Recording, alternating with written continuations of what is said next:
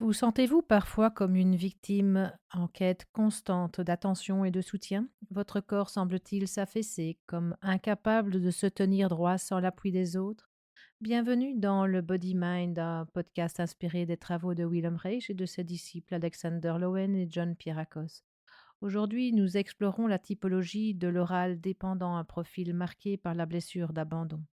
Découvrez comment ce caractère façonne votre vie et comment amorcer un chemin de guérison. Si vous voulez apprendre vraiment ce qu'est ressentir, à mettre des mots sur vos sensations, vos émotions jusqu'à devenir l'expert de votre énergie sexuelle selon l'approche de Wilhelm Reich, je vous laisse avec Cécile, psychothérapeute et sexologue, avec une pratique en cabinet depuis 25 ans. Une véritable humaniste, penseuse radicale provenant des étoiles, une main de fer dans un gant de velours qui vous livre tout ce qu'elle a appris au plus profond de votre être. Commençons par définir l'oral dépendant, un concept développé par Alexander Lowen et John Pierrakos, deux pionniers de l'analyse bioénergétique, qui ont repris et approfondi les travaux de Wilhelm Reich sur les structures caractérielles. Dans leur cadre, l'oral est un type névrotique qui se forme à partir d'expériences précoces de privation affective, souvent entre 1 an et 3 ans, généralement liées à un manque de présence ou de soutien du parent, un manque de réponse adéquate aux besoins affectifs de l'enfant, quel que soit le sexe du parent. Pour rappel, c'est une période où la dépendance à la figure parentale est cruciale pour le développement d'un sentiment de sécurité. Ce manque crée une blessure profonde d'abandon que Lowen et Pierrakos décrivent comme une carence énergétique, inscrite dans le corps et l'esprit. Plus tard, Lise Bourbeau a vulgarisé ces idées en nommant ce profil la blessure d'abandon. Mais nous allons nous appuyer sur les concepts originaux de bioénergie pour explorer cette typologie. Les signes physiques de cette typologie, c'est un corps en manque d'énergie. Regardons d'abord le corps de l'oral dépendant, car, comme Reich, Lowen et Pierrakos l'ont montré, le corps est le miroir de nos blessures émotionnelles. On observe un manque de tonus musculaire, une caractéristique clé de cette structure. Le corps est souvent long, mince, avec une posture affaissée, comme si la colonne vertébrale avait besoin d'un soutien extérieur. Les épaules tombent, les bras pendent et les jambes paraissent faibles. Lowen, dans son livre Bioenergetics, explique que ce manque de tonus reflète une énergie vitale bloquée, résultat d'un besoin non satisfait d'amour et de sécurité dans la petite enfance. On remarque aussi des yeux grands et tristes, un regard qui semble quémander de l'attention, comme celui d'un enfant en quête de connexion. Ce corps, selon Pierrakos, traduit une incapacité à s'ancrer énergétiquement, un concept central en bioénergie. Dans les blessures d'abandon, on parle de relations anaclitiques. Ce terme provient du grec anaklino, qui veut dire s'appuyer sur l'autre. L'autre est un axe, une colonne vertébrale, où il n'a pas la capacité de savoir se tenir debout émotionnellement seul. Il cherche alors la force, la validation, le soutien automatiquement chez l'autre. Cette blessure d'abandon trouve ses racines dans des expériences précoces de privation. L'oral dépendant a grandi avec un vide affectif profond, peut-être parce que sa mère était absente ou trop occupée, ou que ses parents ne pouvaient répondre à ses besoins émotionnels pour l'une ou l'autre raison, comme une hospitalisation, trop de travail, ou en allant chez la gardienne, ou voire même un parent décédé. Tous ces événements n'amènent pas nécessairement une blessure d'abandon. Bien souvent, ces événements clés développent une posture orale ou cuirasse de dépendant quand le parent manque de communication affective pour encadrer l'enfant dans son émotionnel. Donc un décès d'un parent pourrait être moins traumatisant qu'un moment passé chez la gardienne. La blessure d'abandon et la structure orale trouvent souvent leurs racines dans la petite enfance, une période cruciale où les besoins fondamentaux de l'enfant en termes de nourriture affective, de contact et de soutien ne sont pas suffisamment comblés. Bien que le terme oral fasse écho à la phase orale du développement décrite en psychanalyse où la satisfaction des besoins nutritifs est primordiale, dans le cadre de la bioénergie, l'accent est mis plus largement sur le manque de nourriture affective et de soutien émotionnel. Cette frustration orale en bioénergie ne se limite pas à l'alimentation au sens strict, mais englobe un manque de réponse chaleureuse et sécurisante aux besoins émotionnels de l'enfant, ce qui entrave le développement d'une autonomie énergétique et laisse une empreinte de manque et de dépendance. Ce manque d'impulsion pour croire en son potentiel créatif, comme mentionné dans les travaux de Lowen, le rendant dépendant des autres pour se sentir donc nourri émotionnellement. La relation devient anaclytique. Passons au comportement. L'oral dépendant est souvent perçu comme une victime, un trait que Lowen associe à une stratégie inconsciente pour obtenir l'attention et l'amour qu'il n'a pas reçu enfant. Il attire la pitié avec son air triste, ce qui pousse les autres à vouloir s'occuper de lui. Ce n'est pas une manipulation volontaire, mais une réponse énergétique à sa blessure, comme si son corps cherchait à capter l'énergie des autres pour compenser son manque. Il a appris à s'appuyer sur les autres, à attendre passivement que le temps arrange les choses. Une passivité que Pierrakos lie à une incapacité à mobiliser son énergie vitale pour agir. Il dramatise beaucoup. Un simple retard de son conjoint devient une catastrophe car il réveille cette blessure d'abandon, le faisant se sentir indigne d'attention. Il demande des conseils mais les suit rarement, cherchant avant tout à se sentir soutenu. L'oral dépendant vit une peur intense quand il imagine être isolé, son angoisse principale selon Lowen.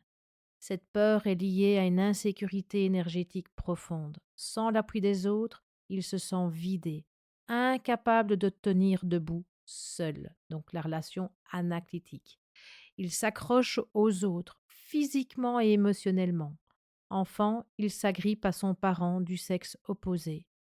Souvent la mère pour un garçon, le père pour une fille. Adulte, il s'appuie sur un mur ou une chaise, incapable de se tenir droit seul. Il tolère des situations difficiles, comme vivre avec un partenaire violent, parce que l'idée d'être abandonné est insupportable.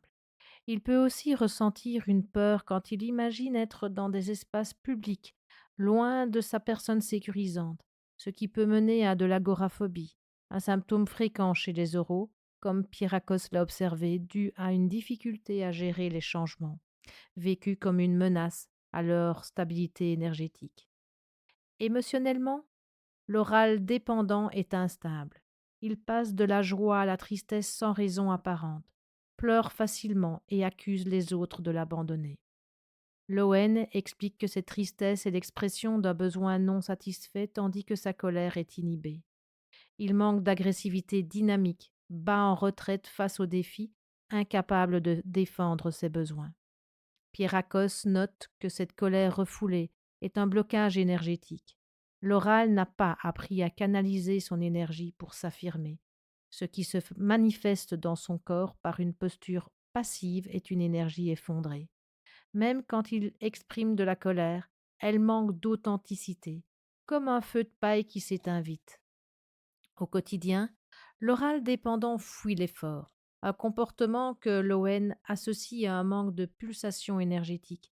Il est désordonné, tant dans sa tête que dans son environnement, change souvent de travail, blâmant les autres pour ses échecs sans assumer sa responsabilité. Il rationalise ses problèmes à l'extrême, trouvant toujours des excuses pour ne pas agir. Pourtant, il est doté d'une grande intelligence. Il adore discourir, mais ses paroles ne mènent à rien de concret. Lowen appelle cela une fuite dans l'intellect, une façon d'échapper à l'action et à la réalité, car l'oral manque de l'énergie nécessaire pour passer à l'acte. Ce manque d'énergie se traduit par des problèmes de santé. Lowen et Pierrakos ont observé que les oraux sont sujets à des troubles comme l'asthme, les bronchites ou la dépression, des symptômes qui reflètent un système énergétique déséquilibré. Ils peuvent aussi souffrir de boulimie, cherchant à combler leur manque affectif par la nourriture, préférant des aliments mous et mangeant lentement pour prolonger la tension. Ils détestent manger seuls car cela ravive leurs blessures d'abandon. Reich, Lowen et Pierrakos verraient dans ces symptômes un déséquilibre énergétique. L'oral en manque de vitalité somatise son mal-être dans son corps. Comment aider l'oral dépendant à guérir? L'analyse bioénergétique de Lowen et Pierrakos offre des outils puissants. Le thérapeute doit adopter une approche chaleureuse et humble pour ne pas réveiller la méfiance de l'oral. Le premier exercice qui pourrait vous être proposé si vous vous reconnaissez dans l'oral, c'est de prendre conscience du contact de vos pieds avec le sol, que vous soyez assis ou debout. Sentez les sensations physiques, la pression, la température, la texture. Si vous êtes debout, portez votre attention sur la stabilité que vous procurent vos pieds enracinés dans le sol. Focalisez ensuite votre attention sur votre respiration calme et profonde en sentant les mouvements de votre ventre.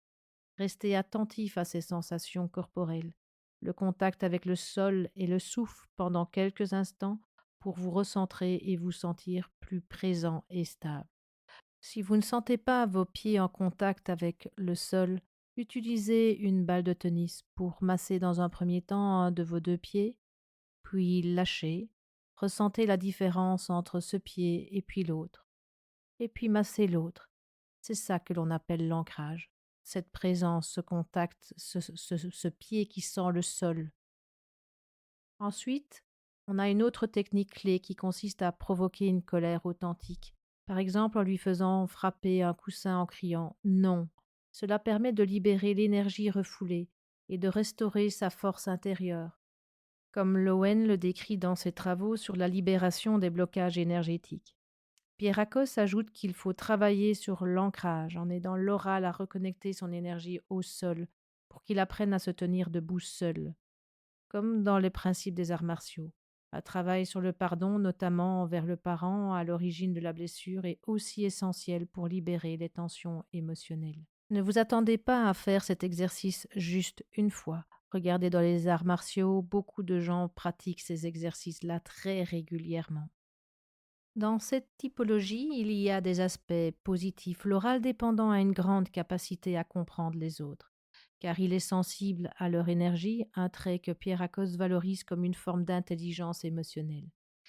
S'il apprend à reconnaître ses failles, il peut devenir un excellent soutien pour ceux qui l'entourent, voire un enseignant spontané. Loen et Pierrakos citent des exemples de figures comme René Lévesque, un oral qui, malgré ses blessures, a conduit le Québec vers des changements significatifs. Cette sensibilité, si elle est canalisée, peut devenir une force immense. En conclusion, l'oral dépendant est un être en quête d'amour et de soutien, piégé par sa blessure d'abandon. Sa peur, quand il imagine être isolé, le pousse à s'accrocher aux autres, souvent au détriment de son autonomie.